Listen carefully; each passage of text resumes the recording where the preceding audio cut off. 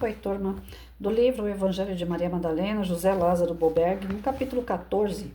Para onde foi Maria Madalena após a ressurreição de Jesus? Segundo o Novo Testamento, Maria Madalena testemunhou a ressurreição de Cristo.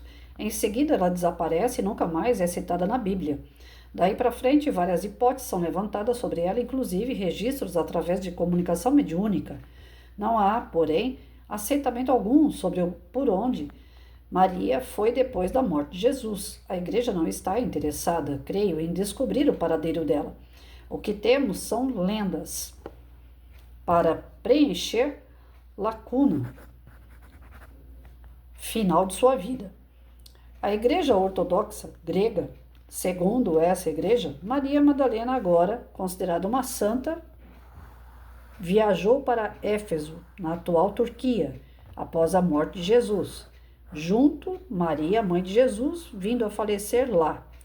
Na realidade, nada sabemos. Segundo as fontes mais antigas que temos, ela simplesmente desapareceu. Na Idade Média, há uma história surgida na Idade Média, segundo a qual Maria Madalena teria fugido da perseguição de Roma, num bote indo parar no que viria a ser Lar dos Cátaros, no sul da França. Essa referência sobre sua vinda para o sul da França vem do século X. Thomas Michelet, eu não sei falar isso aqui, Michelet, informa que Maria Madalena chegou a um lugar chamado Sainte-Marie de la Mer, ou Santa Maria do Mar. Vai ficar mais fácil, né, gente?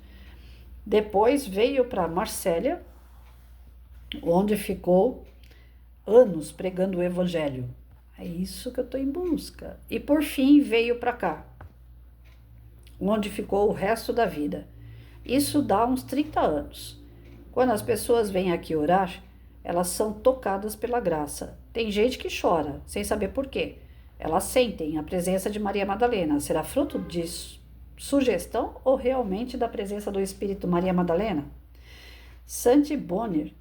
Aqui, segundo contam, ela vivia sozinha numa caverna, chorando a morte de Jesus. Tal tradição é tão forte que alguns acreditam que o corpo sepultado ali pertence a ela. James de Tabor. Não se sabe se podemos dar muito crédito às lendas que colocam na França ou na Europa. Não podemos provar que ela não foi para a França, mas o túmulo de Maria na França, se ela fosse examinado, se eles conseguissem fazer uma datação, se ficasse provado que há resquícios históricos antigos, então seria uma história. Na tradição católica, Maria Madalena morreu em Éfeso, onde residia com Maria, mãe de Jesus, e João, suposto autor do quarto evangelho. Essa tradição é, no entanto, disputada pela lenda do século VI, mencionado por Gregório de Tours, o qual afirma que documento ainda mais antigo fornece a história de que Maria Madalena viajou para Aix, em Provence, em França, no grupo de São Maximiano. É verdade que a França é venerada pelos católicos como em nenhum outro lugar. Tal veneração inspirou a fundação de Abadia Beneditina de Vézelay. Ai, gente, eu não sei falar esses nomes. Os santuários de Aix e de Saint-Maxime, na Provença, e ainda La Madeleine, em Paris. Os segredos de Berger Saunier, a 320 quilômetros do vilarejo Saint-Paul, do chamado Rennes-le-Château, France, em um pároco do século XIX, pode ter descoberto um mistério ainda maior relacionado a Maria Madalena, um centro de mistério e intrigas há 40 ou 50 anos. E aqui, através de um simbolismo bastante estranho, encontramos explicações para os mistérios. Uma cidade de apenas 100 moradores, Rennes-le-Château, recebe milhares de visitantes por ano. Eles são atraídos por causa dos mistérios que cercam o pároco do século XIX, Berger Saunier. Diz a lenda que ele encontrou certos documentos ao reformar a igreja, os quais o levaram a um tesouro. Algo terrivelmente constrangedor para a igreja, e ele foi pressionado a manter-se calado.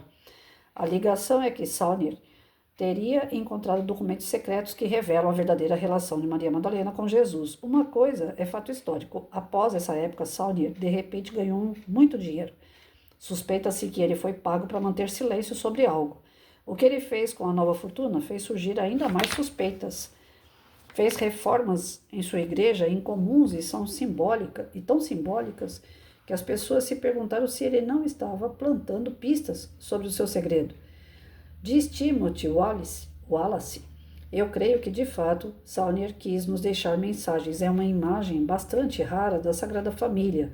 Nós estamos vendo Maria e José e Jesus, ou estamos vendo Jesus, sua esposa Maria Madalena e seus 2 filhos. Lembre-se, Jesus foi aclamado como rei dos judeus quando chegou a Jerusalém. Então ele tinha a obrigação de deixar herdeiros. Há também uma estátua de uma mulher grávida observando a crucificação. Eu acredito que essa mulher grávida seja Maria Madalena. Saunier foi suspenso da igreja em 1910 por desobediência ao bispo e por instigar as massas, mas mesmo assim ele conseguiu construir um anexo à igreja, uma torre que ele batizou de Torre de Magdala. Seria uma referência à forma como Jesus chamava Maria Madalena. Teria Saunier tentado transmitir através de uma imagem da arquitetura o que a igreja não permitia que ele dissesse em palavras. O Saunier sabia e tinha descoberto. Ele jamais revelou. Ele levou o segredo para o túmulo, mas 50 anos depois a igreja decidiu falar sobre Maria Madalena. Chico Xavier, Humberto de Campos. Mais recentemente temos ainda a informação mediúnica, uma versão de Humberto de Campos no livro Boa Nova, pela psicografia de Chico Xavier. Depois da morte de Cristo, Madalena foi residir em Dalmanuta, quando certo dia um grupo de leprosos veio procurá-la. Procediam da Idumeia aqueles infelizes em supremo abandono. Perguntavam por Jesus Nazareno, mas todas as portas lhes fechavam. Maria foi ter com eles e reuniu-se sob as árvores da praia e lhes transmitiu as palavras do mestre. As autoridades locais, entretanto, ordenaram a expulsão imediata dos enfermos. Maria Madalena disse isso. Diante disso, se pôs em marcha para Jerusalém na companhia deles, passando a viver no Vale dos Leprosos. Em breve tempo, sua pele apresentava igualmente manchas violáceas e tristes da lepra. Sentindo-se ao termo de sua tarefa meritória, Maria Magdala abandonou o vale para ir ao encontro do seu círculo pessoal em Éfeso. Uma noite atingiram o auge as profundas dores que sentia. Em dado instante observou-se que seu peito não mais arfava. Maria, no entanto, experimentava a sensação de alívio. Foi quando viu Jesus aproximar-se, mais belo do que nunca. Seu olhar tinha um reflexo do céu e o semblante trazia um júbilo indefinível. O mestre estendeu-lhe as mãos e ela se prosternou, exclamando como antigamente: Senhor! Jesus recolheu-a brandamente nos braços e murmurou: Maria, já passaste a porta estreita, amaste muito. Vem, eu te espero aqui. Eu acredito em Chico Xavier. Pronto. Eu acho que eu peguei o caminho errado, né? Peguei o livro para falar e não chegar a lugar nenhum, e até que enfim eu cheguei. Aonde foi que eu cheguei? No Chico Xavier. Acredito fielmente que Maria não ficou ali naquele local onde Jesus foi crucificado. Isso é o meu íntimo, não é meu estudo, né? E acredito que para onde ela tenha ido, ela tenha levado a palavra do mestre. Ela vivenciou junto com o mestre os seus ensinamentos. E como a ânsia dela era de transformação, toda vez que uma pessoa se coloca nessa posição de querer se transformar, ela não vai sozinha. Ela se transforma e vai levando essa boa palavra, essas novas informações a outras pessoas, né? Eu não sou Maria Madalena e estou longe de ser alguém muito parecido com ela, mas assim, eu tenho visto por mim. Eu sempre quis ajudar as pessoas com o que eu tinha, os ensinamentos, o que eu tinha de certo e de errado.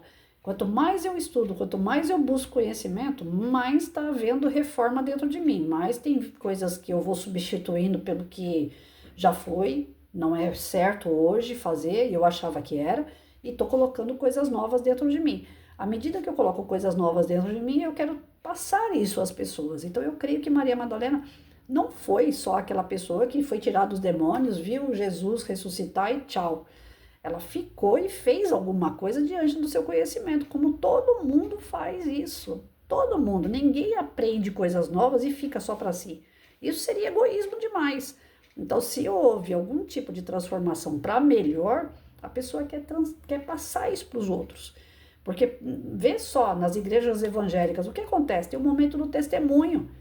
As pessoas sobem lá no púlpito e falam, eu era um drogado, a partir do momento que eu acreditei em Jesus, ele transformou minha vida, eu comecei a fazer coisas novas, eu hoje faço isso, isso e isso. Façam também. Você vai numa igreja católica, a pessoa vai lá e fala assim, depois que eu me confessei, eu me sinto leve. Então vai lá e se confessa para você ficar mais leve. Você vai numa outra religião espiritualista, olha, eu fui lá e tomei um chá que o caboclo mandou eu tomar. Hoje eu estou me sentindo uma nova pessoa, vai lá e toma aquele chá. Você vai no centro espírita, poxa, eu passei pelo passe, eu saí de lá tão bem do centro espírita, vai lá, toma um passe, assiste uma palestra. Poxa, eu estou estudando, eu aprendi que eu tenho que perdoar. Então agora eu estou tentando perdoar todo mundo em minha volta, como isso está me fazendo bem. Então toda vez que você adquire um conhecimento, a tendência é você passar esse conhecimento, a não ser que você não está aprendendo, só está ouvindo. Então toda vez que a gente adquire, é natural que a gente repasse. Por que Maria Madalena só ia adquirir e não ia passar? É aí que está a minha busca. O que ela teve para passar? Quais foram os ensinamentos que bateu nela, que transformou ela, para a gente poder refletir e também mudar? É essa busca que eu tenho com a Maria Madalena. E eu tenho certeza que essa mulher tem muito para nos ensinar. Então ela não ia ficar ali esperando ir também para a cruz. Ela ia mudar de cidade, ela ia com certeza levar os ensinamentos do Cristo. Então eu acredito muito. Nós rodamos tudo para chegar aqui. Então, eu quero ler as obras do Chico na parte cronológica. Né? Eu já li Parnaso de Além Túmulo, estou lendo agora no outro canal Cartas de uma Morta, que é a segunda obra do Chico, mas tem obras dele que eu acho que eu vou ter que ler antes da parte cronológica, né? De chegar até lá, porque pode ser que eu desencarne e não chegue. Então, eu já estou ficando ansiosa por este livro, Boa Nova, do Chico Xavier. Esse livro aqui já não é de hoje que vem me chamando a atenção. E talvez eu passe ele na frente das outras obras, porque eu quero esse e Pátria do Evangelho e Coração do Mundo. Quero muito ler esses dois livros, porque eu creio que ali tem muitas respostas para a gente refletir e trazer isso para o nosso dia a dia. Bora lá! Hoje a leitura já foi mais proveitosa, já cheguei em algum lugar.